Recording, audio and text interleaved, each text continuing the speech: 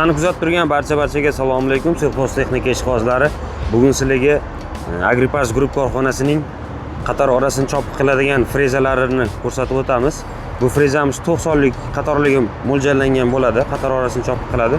Buni 76 ga ham tushirishli bo'ladi. O'zi ligrovishning joylari bor. 60 qator orasiga tushadigan razmerlarimiz ham sotuvda mavjud.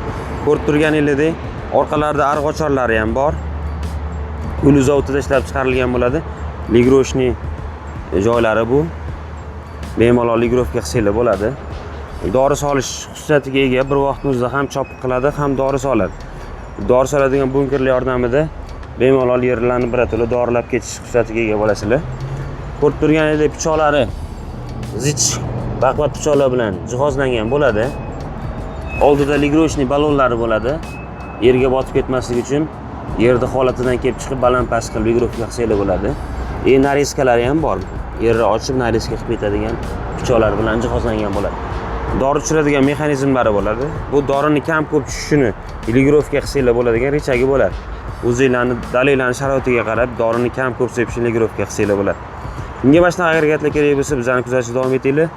Belginaga raqamlarga aloqaga chiqinglar. Biz sizlarga yana to'liq ma'lumot berib o'tishga harakat qilamiz.